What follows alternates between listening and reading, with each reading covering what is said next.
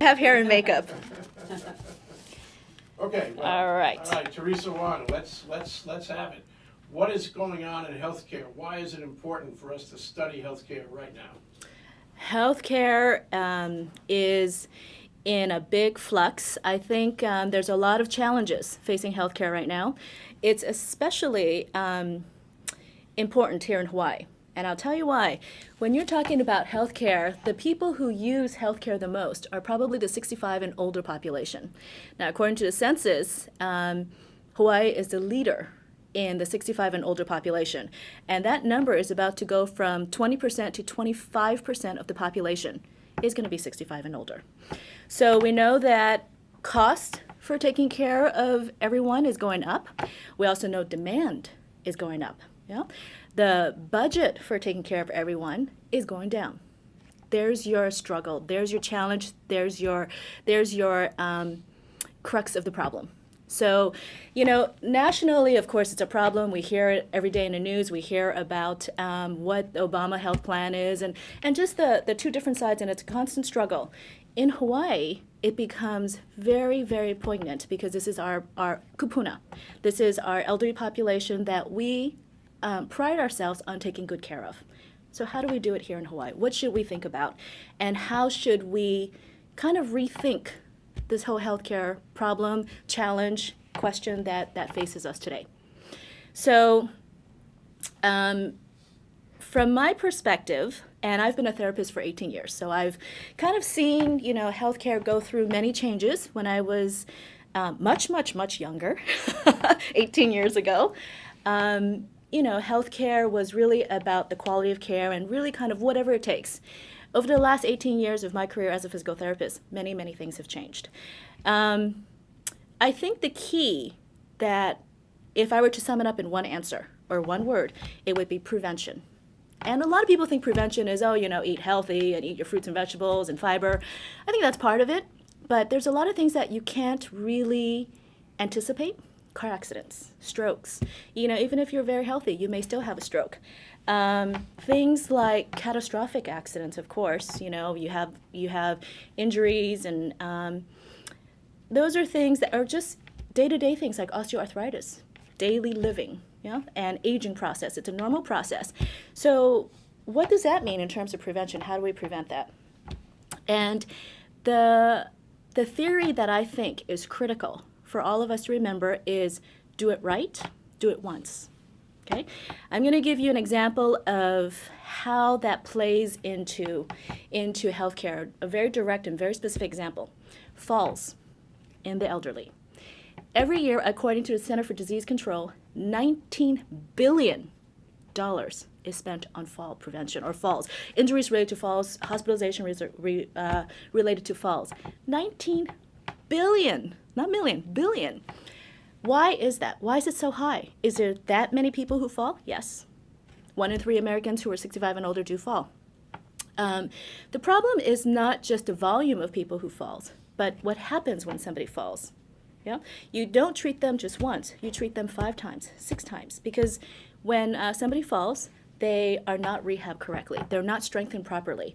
They're not back to their prior level. They're at a substandard level.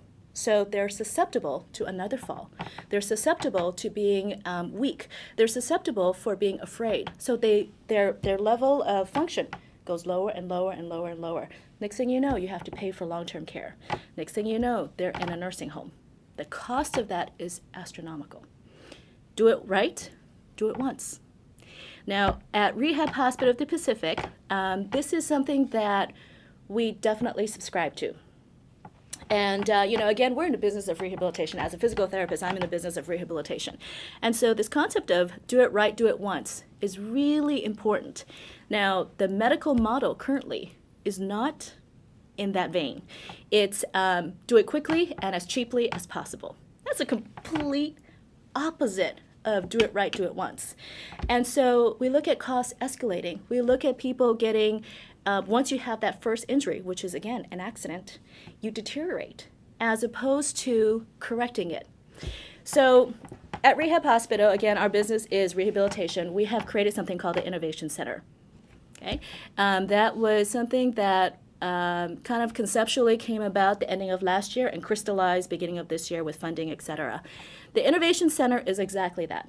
It's a think tank, and we bring together thought leaders. How should we do things differently? You know, the healthcare system is an old dinosaur. You know, it's kind of the same old, and has been that way for the last 50 years. There's no real wild changes. Yeah, it's kind of this is how we've always done it.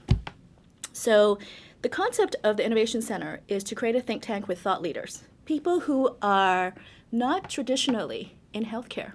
Thought leaders in the form of venture capitalists, real entrepreneurs, thought leaders in terms of hardcore researchers, people who are on the cutting edge of what's possible in science.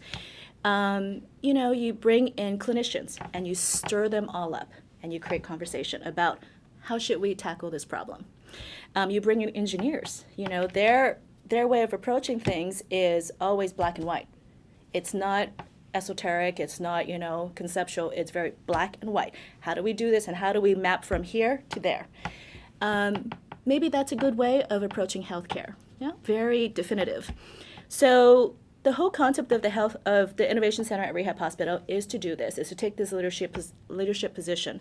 And the other thing that's kind of unique about the Innovation Center, besides the people who kind of contribute to it, is also the structure of it. Now, the technology industry is very unique. And I've worked in Silicon Valley for, about 6 years and was involved with 2 startups. And so I understand the culture. The culture of technology is very agile. It's very fluid, it's very flexible, and it changes overnight like the wind. And you have to have that kind of flexibility. You know, so it's almost like if you were to equate it to an animal, it's almost like a cougar. Now, healthcare is like a dinosaur. Doesn't move, static, heavy. You know, and so you have 2 different animals. The Innovation Center, when we created it, we wanted it to mirror the industry that we're going to be working with, which is technology. So you got to look like a cougar, act like a cougar, behave like a cougar so you can run with the cougars, right? You can't look and smell and behave like a dinosaur and expect to keep up with the cougars. So one of the key factors for the Innovation Center is just that. We structurally work like a startup. Very agile, funds are very available. The approval process is very, very fast. You know, for traditional healthcare, if I see a piece of technology that I think would be very helpful, it takes 3 years and 18 levels of approval before it can actually be implemented. And once you get it in, then you have to go through another 18 levels to get it to a patient. The Innovation Center eliminates all of that, which we think is exciting, dramatic, and probably one of the best ways to really think about healthcare. So within the Innovation Center, we have 3 key goals, and those are seek, inspire, and advance. What do I mean by seek? Well, I think that's pretty obvious. The concept of bench to bedside. Yeah, when something is developed, to getting it onto a patient so that a patient can use it. Usually, you know, in pharmaceuticals, that's a 12-year, 15-year process, and hence the cost of our medication is crazy, astronomical, just because of the R&D process. In technology and in something like rehabilitation medicine, bench to bedside can be relatively quick. At the Innovation Center, it is once a piece of technology, such as a robotic device, is developed, it's months before it's actually on a patient. Months, not years, months. We are currently working with a few companies in Silicon Valley that are developing robotic devices, and we are in the R&D stage with them. So they'll give us a beta product, and we will test it on patients, provide feedback as clinicians, and they continue to improve it. But the key is that our patients have access to technology. That's bench to bedside. It's critical. You know, what's available, what engineers can come up with, and how we incorporate it. That's something that we strongly and firmly believe in. I'll give you an example of that. There's a device by a company called AlterG.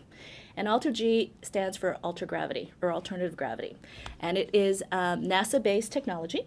And what it does is they created a treadmill that gives you an environment that simulates weightlessness.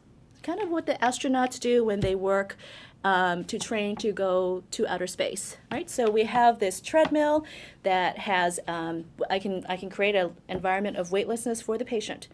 Well, what does that mean? For somebody who has arthritis, low back pain, knee pain, ankle pain, hip pain, it means they can run, walk without pain because I can take them weightless. When somebody just had surgery, total hip replacement, total knee replacement, ACL repair, again, I can take them weightless. They can move without injuring, without putting the new injury or the new operation at risk. Take them weightless. No pain, no stress, no ground reaction forces to harm the surgery. Beautiful. Again, bench to bedside. Yeah, very, very quick. We actually work with veterans. So these are young, soldiers who returned from Afghanistan, from Iraq after many tours. Part of the job of being a soldier is that you do have a lot of equipment. You do wear these body armor that is at least 100 pounds, plus their 200-pound pack, plus they're, jumping up and down from Humvees. Their body takes a toll, just like a football player. Yeah, that's part of the job.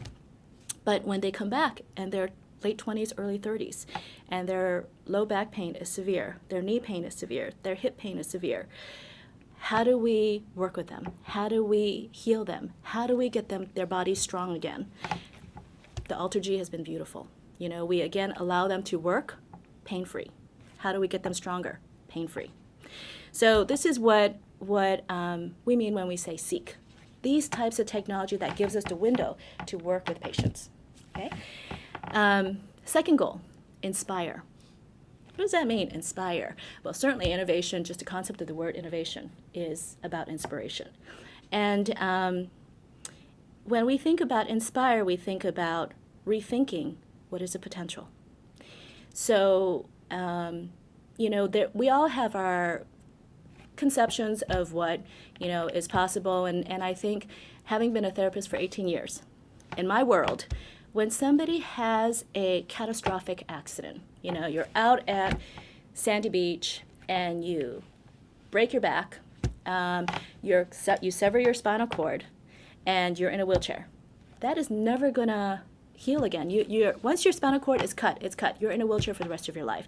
That's something that I was taught 18 years ago. That's something that I believed, and everyone in the medical community believed. When you talk to a patient, you say, I'm really sorry to tell you, but you'll never walk again. Okay. Now we actually have been working with a company called Exobionics up in Berkeley, technology coming out of UC Berkeley. They actually created a robotic device called the Exo Pro that gets somebody up and walking. Now, we actually had a gentleman who 27 years ago was at rehab hospital because he had a car accident and broke his back. He hasn't walked in 27 years. Been wheelchair bound, led a very interesting life, has had a very full life, got married, had kids, but nonetheless, he was in a wheelchair. 3 months ago, we got him up and walking with this robot. Literally up on his feet and walking. So when we say technology can inspire, it can inspire us to think about, oh my God, what is the potential here? What is possible? Certainly in my lifetime, I never thought we can get a paraplegic, a complete severed spinal cord patient who has paraplegia up and walking. Now, this device is, of course, very expensive. It's still in the R&D stage, but we know how capitalist communities work. Look at cell phones. We had $1,000 for these huge cell phones 15 years ago. Now they're 2 for $1, free with a Happy Meal. It is, it's once you have mass manufacturing, it's unbelievable. So when somebody has a spinal cord, they're told their legs will never move again. Well, you strap on this exoskeleton or this robotic device, and you're at home, you get up out of bed, even though your legs don't work, you have a device that walks for you. So that they don't have to sit in a wheelchair, they don't have to look at everybody's belly button, and you don't have to deal with osteoporosis. All the secondary issues that we know is a problem for healthcare that is going to be very expensive, you now eliminate, because what's happened is technology can optimize whatever has happened in terms of somebody's health where there's a deficit. Technology can step in and and optimize it and compensate so that you can get back to an optimal level. That's what we mean by inspire. And the last one is advance. Okay, so what do we mean by that? Again, 18 years ago, we taught people to compensate. So if you just had a stroke, and you can't walk and you're weak, you use something called a cane or a walker. Yeah, and so this is what it looks like. This ugly. This is what you give somebody. It's called a quad cane, and they limp along for the rest of their life with something like this. Their leg is weak, and they start to put weight on their hand. Now, as human beings, we're designed to walk what we call bipedal animals. You walk on your legs, right? Once you have a cane or a walker, you become a quadruped or a triplegia. You start to walk on your hands on a walker, or you start to lean. Once you do something like that, your whole body mechanics change, and it's not optimal, right? If you're used to walking on a walker, you use your hands for balance. You use your hands for support. You use your hands to walk. Now, what happens if they're brushing their teeth? Their balance comes off, yeah, and this is where they fall. Or if they're reaching for something, their balance is off because their balance is used to being forward, and they're used to using their hands. Our hands are designed to get things, move things, not designed for balance. But when you have a stroke, this is what we've taught them. We've taught them to use their hands for balance. We've taught them to use their hands to balance and to move. Your legs are designed to do that. So this is what we call compensation. And we thought, that's all we had. That's the best we can do. So they never go back to optimal. Technology enters the picture, and voila, you have a robot. This is called the Tibion Bionic Leg. This is actually designed for stroke patients or people who are recovering from a stroke. It is it's a single limb exoskeleton, and exoskeleton means you wear it on top, and it uses robotic technology to help you move. The beautiful thing about this is the robot knows and senses what it is that the person is trying to do and completes the task for them. There's a lot of intelligence behind this. There's sensors, there's force plates that we use, and of course 1,000 algorithms on how this robot works. 2 motors in here, and it's not that heavy, but what we do is we put this on the leg, and this basically trains that leg on how to move again. It creates security because the leg is held securely. This thing is strapped on really tight. The patient feels confident, feels secure with this. Because this is holding them and the robot is working with them, their hands are free. So instead of taking somebody who had a stroke and shifting them so that they're balancing with 1 arm or 2 arms, again, you take them off their hands, you put this robot on, they train with the robot. What's amazing about this piece of device is when you put it on, you work with it for about 15 minutes, it's when you take it off, the results are there, because fundamentally, you have trained the muscles, how to get stronger, how to move synergistically, and how to recover that pattern that they've known for 65 years, 70 years, up until they had the stroke. The key for us, and I think for the industry, is to use something like this early on. If you don't use it early on, then you have to deal with secondary issues. Weaknesses, atrophy, tightness, all of those things that become secondary issues, and again, add to what healthcare costs, what it takes to treat these people, right? Once you have tightness, you have atrophy, it's really hard to correct. Do it early, do it right, do it once, do it right. So this piece of technology has changed how we fundamentally do rehabilitation at Rehab Hospital. It is using robotics and putting it into the clinical patient care, having access to it very early. Again, this is something that we're still doing R&D with the company. When we work with our startup companies, it is a true partnership. We do research with them.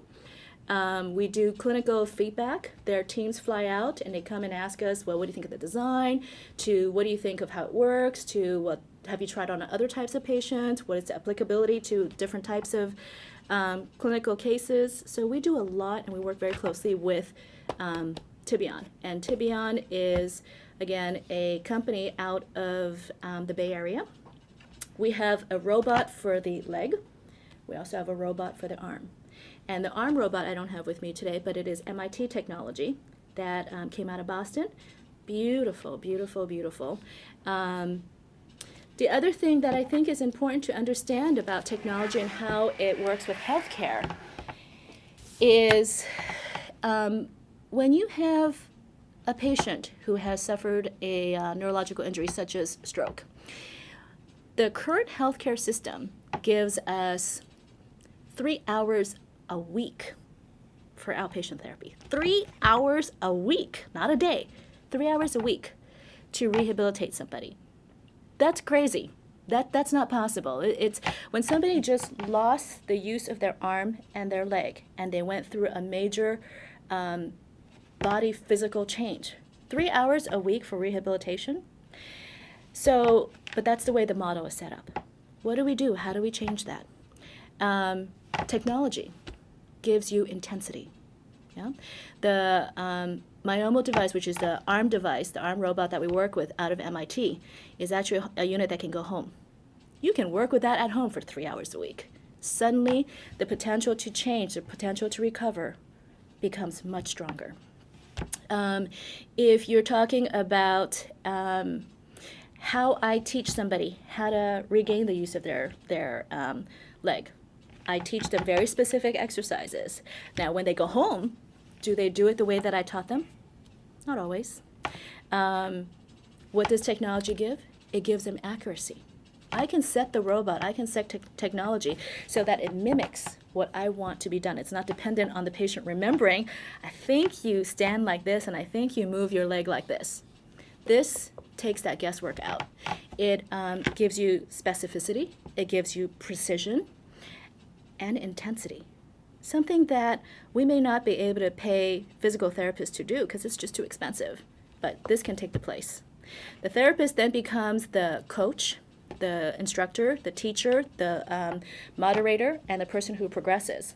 This technology can then be the one that actually does the rehab. And again, our goal is not to just be able to get somebody up and walking and have them kind of half rehabbed. You know, they're on a cane, they're barely able to balance, and they kind of just hobble along. Our goal is to get them optimized, whatever their body can recover.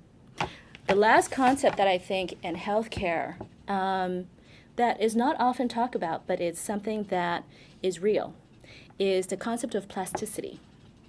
Plasticity simply means the body has the ability to heal. And that specifically refers to the nervous system, the central nervous system, your nerves, your brain.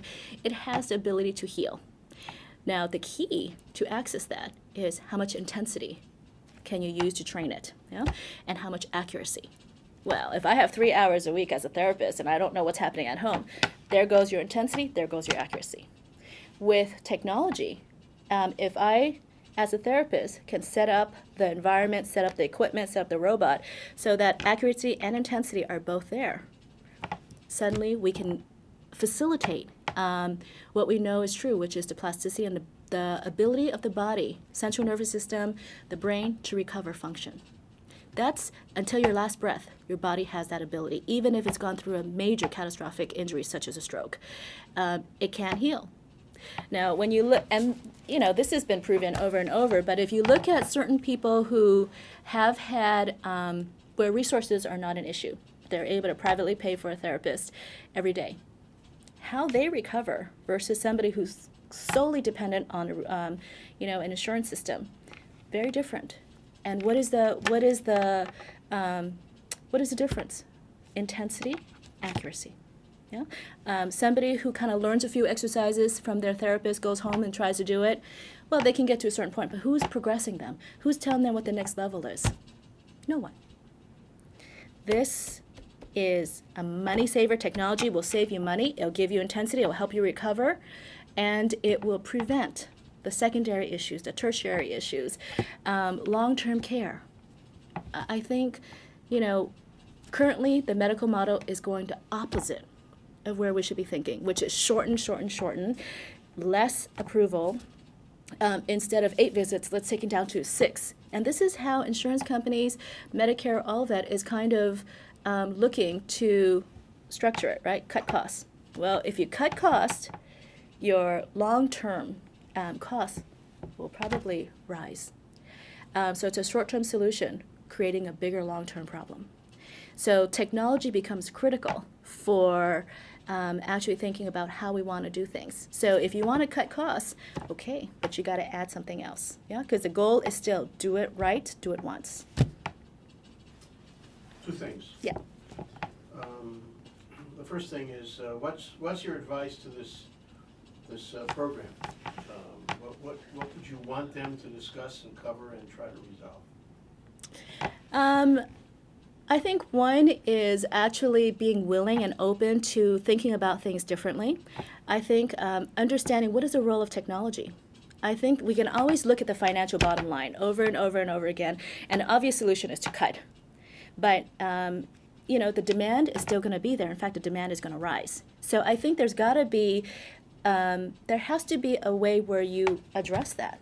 Your needs are going to skyrocket, right? With a population that is 65 and over that is leading the nation. So when you look at one factor, which is just bottom dollar, well, you have one solution, which is to cut. But there are other facets which I think needs to be considered. Second point. Yeah. I don't know if you saw it, and I may not include this in the tape. Okay. But in yesterday's New York Times, there was a story of a young woman. Actually, she wants to be a lawyer, but her father is a military amputee. And in high school, she kept thinking about that and the concept of phantom pain. Yes. Which is very painful, requires drugs most of the time. Yes. And she kind of put it together that if you heat the limb, then you will deal with the pain. And she was right. Yeah. And she talked to experts about it. And I mean, she's not a scientist. Yeah. She's not even a science student. Yeah. But she, over the years, and she's in college now, she designed a prosthesis, prosthetic, Yes. that would heat Yes. the remainder of the limb and deal with the pain. And then she got into a license agreement. Yeah. And now she's distributing this thing all over the country. This is why I read the New York Times. Yeah. Isn't that exciting? I love that. So it occurred to me while you were talking this morning Yeah. that there's no reason in the world why we can't find her. You and me. We'll find her. We'll find her on the telephone. Oh, fabulous. And the two of us will sit at that table. I'd love We'll have a it. hookup, and we'll ask her how she did this, why she did this. We'll track through the story. That's my suggestion, that you and I can do this. We can do a great job at this. I think that would be, well, to add to that story, most of this device right here, Tibion right now is a multi-million-dollar company. It's a young startup. It's a very hot startup. The reason why this was developed is the CTO, or the current CTO, had total knee replacement. And he's doing his exercises and going, my God, there's got to be a better way to do this. This is monotonous. This is boring. It's painful. He created this. For everything that we do, there was a pain point for someone. And it's a personal pain point where you think, my God, this got to be done better. And you put thought behind it, and especially if you have engineers who actually know how to think very systematically. This, again, was developed by an engineer. It really is where innovation comes from. It doesn't come from a group of brilliant, MIT, I mean, it does, but not always. But it comes from people who see a need and who, through their own personal motivations, have dedicated time and thought to the process. A lot of, even the robotic arm, a lot of that is not so much an engineer saying, oh, here's a business opportunity. The idea of it is, I have a need. I'll give you another example. The guy who, one of the main engineers who developed the exoskeleton, which is, again, this is, by the way, nominated by CNN as a top 10 innovation of 2010. It is so sexy, so hot. I mean, you get somebody who's been in a wheelchair for 27 years up and walking. It doesn't get better than that. The guy who developed that, when he was a student at UC Berkeley, he had a brother who was a Navy SEAL. And he himself was an engineer student, and they were apparently very close. And I guess when his brother went off to train as a Navy SEAL, the engineer said to him, if anything happens to you, I will create a device that will protect you. And that was a little, between brothers. And the engineer got a phone call one day that his brother had been injured and snapped his neck.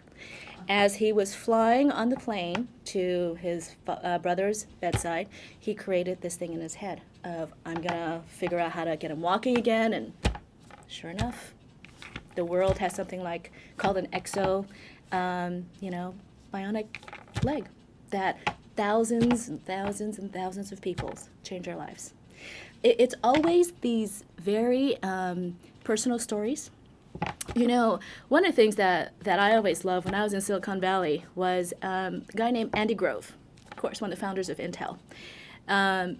And he was at a seminar, and he said to the audience, what the world has seen with high tech, the internet, Google, search engines, oh my God, everything's been just, exploding in the last 20 years when Silicon Valley was a farm. And now it's, this mecca. He said, what the world has seen with the explosion of high tech is nothing compared to what it's going to see with biotechnology. And I absolutely believe that. I think, high tech, it's faster, it's better, it's nice, but you get to a point where it's like, okay, that's enough. I don't really need to be any more faster than it really is. Biotechnology, absolutely. The need is there. Science and medical science has always been kind of an art, kind of nebulous. Well, I don't know how aspirin works. I don't know how antibiotics really work. When you put an engineer on a problem, they're going to figure out how it works. And so biotechnology changes so much, and the need will always be there. So I love your story about, this person who had a personal motivation. And yes, once you understand a body and you do a little series of trials, yes, phantom pain, a lot of people suffer from it, and it's very debilitating.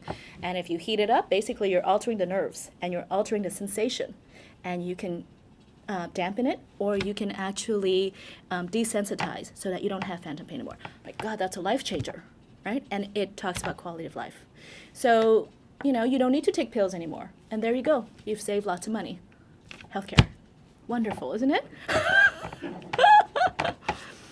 Last question. Just give me a short bio of your own training and work experience. Then I'll ask you my final question. Okay. So I graduated with my physical therapy degree from UC San Francisco. My background has been as a neurological therapist. I work a lot with stroke patients. I also do a lot with orthopedics and have done a lot with cerebral palsy as well. I've worked at UCLA and worked in their functional gait assessment laboratory. So did a lot of science even in those days, where I worked a lot with technology and worked with engineers. I've also done quite a bit of basic science research and did a lot with both UCSF as well as UCLA. And then out of the blue one day, I was offered a job at a startup company in Silicon Valley in the network security space. And it was kind of a random thing. And okay, I'll be very honest. It was during the dot-com era, and you were offered stock options that was going to be worth millions. So I said, heck yeah, I'll do it. And I ended up running operations for two young startups during the dot-com era. One was in the network security space, as I mentioned. The company's name was called Net Continuum, and it's since been acquired by Barracuda Networks. And then I was recruited to do another one called Meru Networks, which is in the 802.11 wireless space. And that company has since gone public last year. But I'm clearly not a multi-gazillionaire because it's been a while. And I left both companies, after it went through the startup phase. But in the process, having worked with each of those companies, I probably worked with about 60 engineers. And it's coming from a clinician to engineer. They're different breeds. As a clinician, I'm artsy and kind of soft and compassionate. Engineers are black and white. And so in the process of working with these hardcore engineers for 6 years, or 5-6 years, I became much more logical because I was forced to be. And I've learned a lot about technology and how technology solves things. So I kind of decided I wanted to go back into what I love, which is patient care, and what my training is and what my background is. And so I went back and worked in a rehab setting, and thought I would kind of just, live out my life there. And then out of the blue, I got a call from someone here in Hawaii, David Wadamo, actually, from Cardex Pharmaceuticals. And he and the chief medical officer at the time was Sam Lockwood, Dr. Lockwood. And they asked if I would help them run their company, which is spinning out Cardex Pharmaceuticals from Hawaii Biotech. And I thought, oh my God, I don't want to do this again. I can't do another startup. Next thing you know, I'm in Hawaii. And worked at Cardex for a number of years as their VP of Operations. And then I decided again, my heart tugged back at patient care, so I went back to rehabilitation and found Rehab Hospital of the Pacific. So stayed there and decided that I was going to treat patients and live a low-key life. And next thing you knew, I was asked to run the outpatient clinic. And it was, Rehab Hospital has been around for a long time. And it's kind of the oldest of the old dinosaurs, yeah. And so I said I'd be willing to take it over if they kind of let me breathe new life into it the way that I saw that I was willing, and God bless them, they said yes. And so it kind of morphed into revitalizing the outpatient clinic to something called the Innovation Center. And it's just a natural, organic progression. So that's kind of how I got here today. But it's a series of events that kind of, strangely enough, incorporated all of my unusual and untraditional path and my background. Last question. Yes. So there's somebody out there that sees this tape Mm. and says, gee, it'd be great to have that soft and warm physical therapy kind of life. Mm-hmm. What's your advice to that person, both in the quality of the experience every day, Mm. and also in what training, what orientation does that person need to have? So to become a physical therapist, I fell into this by accident. I didn't know what a therapist was when I was in college. I was having a great old time, and I needed to choose a major, and that sounds good. I've been a therapist for 18 years. It is probably one of the most rewarding professions I have ever had the privilege of being a part of, and that's why I keep going back. I think the main thing is you have to kind of like people. You have to enjoy working with people, because that's what it's really about. It's about interacting with people. And these people are in a crisis, and so they're not going to be at their most charming. And when somebody's in crisis, they're self-absorbed, they're traumatized. You have to really enjoy that. You have to have that part of you that understands and want to help, even if they're cranky and they're ornery. You have to have that innate ability for compassion and empathy and faith and trust and inspire. So I think if you have all of those desires, then it is probably one of the most rewarding professions you'll ever come across. As a physician, you see your patients 15 minutes. Yeah, and it's kind of in, out, and you see a lot of patients. As a therapist, you work with them very closely for 45 minutes, for an hour. You build a relationship. You get to see them go from, where they're just initially injured and can't move, and really at the lowest point in their lives. And you see them recover all the way to back into their lives. They go back to work. They go back to their athletics. They go back to their, playing sports. That journey is a privilege. And I think it's something that if you have the right heart for it, it is incredibly rewarding. She also has her master's from UC San Francisco, which is one of the top research schools in rehab, and so you might want to address the schooling as well. Yeah, what kind of schooling do I want to get, and what schools should I go to? And the inspiration there is There's only one school, I'm kidding.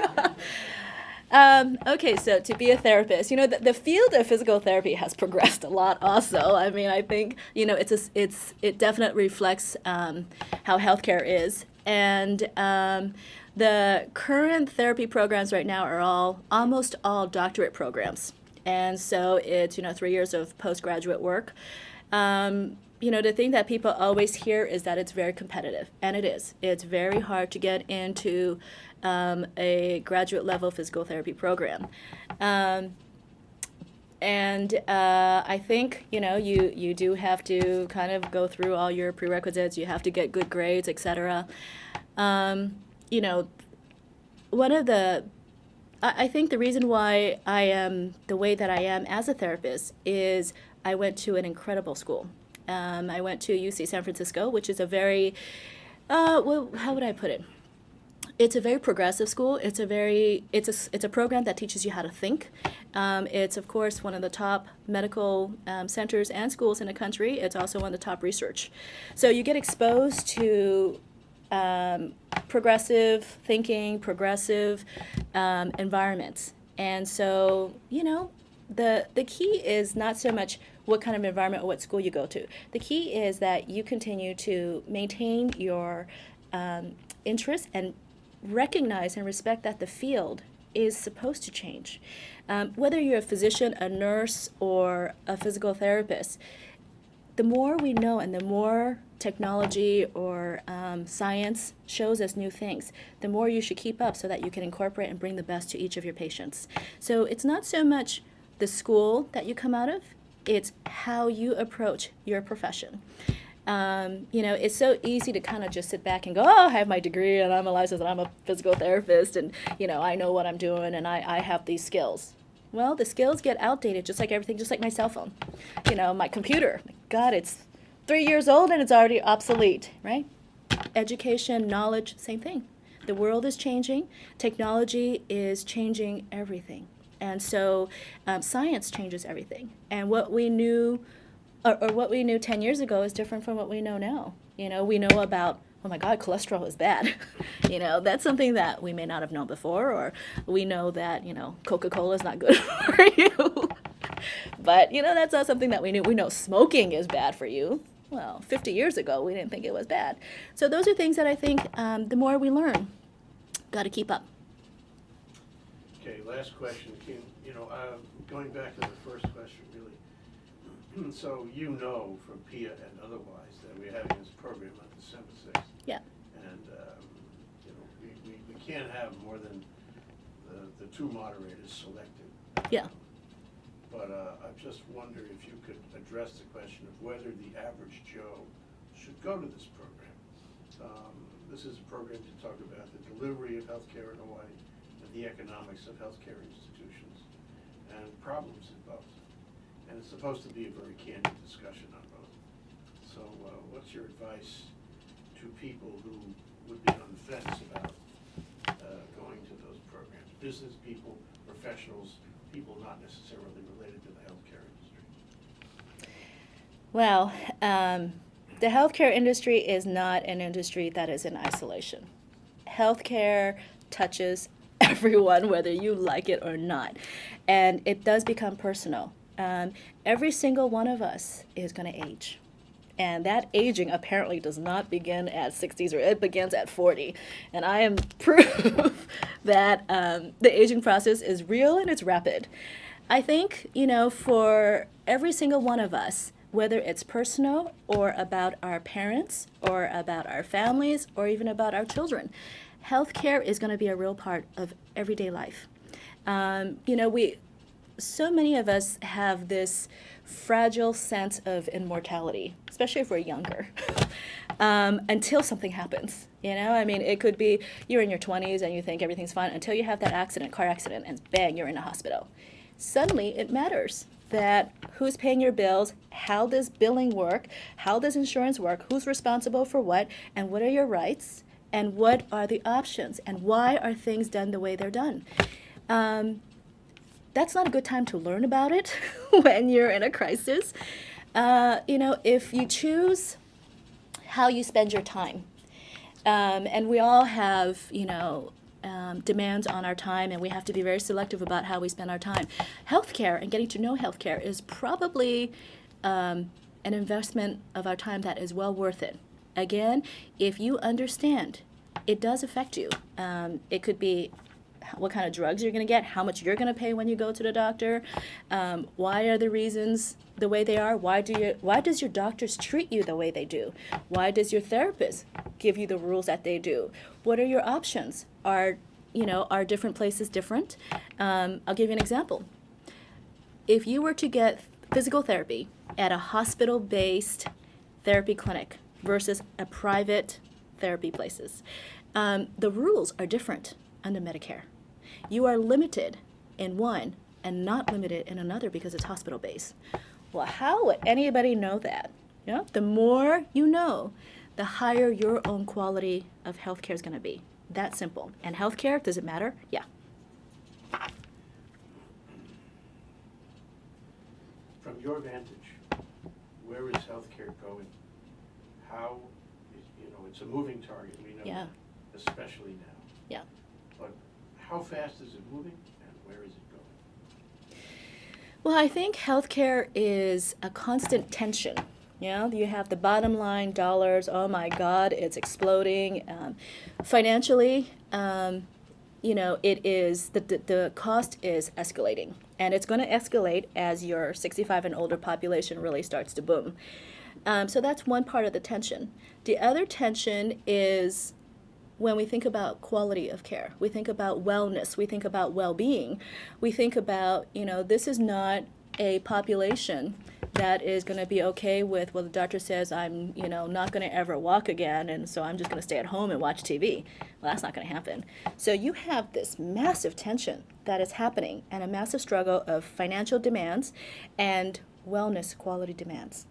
So it fluctuates, it moves depending on who's the loudest, who's screaming the most, but those two are real factors. I mean, the concept of wellness, a perfect example, alternative medicine, what they call complementary alternative medicine, or CAM. It is growing astronomically fast. Why? Because people want quality of care, quality of life, wellness, acupuncture, aromatherapy, massage. Those are things 30 years ago kind of poo-pooed as, oh, well, I don't know, it's kind of out there. It may not be proven as strongly as basic science is, but yet people embrace it. Insurance companies are paying for it, for God's sakes, Why? Prevention, wellness, quality. There is probably a lot of validity to it that we have yet to really prove. But what little there is, it's going along the vein of wellness. And so that is going to rise and continue to pressurize, whereas you're trying to pressurize and decrease the cost, but you're actually increase it in other areas. So the spending on, I think, complementary alternative medicine has been just through the roof. So, one way or the other, quality is not going to go down, and cost is not going to go down. So what is that tension? And, in my humble opinion, it's not only two factors. You have one more factor, which is technology. And technology almost becomes the answer, right? If you can incorporate it correctly, if you can really use it intelligently and wisely so that it doesn't decrease quality, but decreases cost, well, then you've made the two conflicting sides satisfied. So I actually think, I agree with Andy Grove, and, he's a head of Intel, so biotechnology really has a lot of merit in solving this massive tension between wellness, quality of care, and escalating cost. Thank you, Teresa. You're welcome. That was great. Good. I can do a lot with that. Good. I'm glad.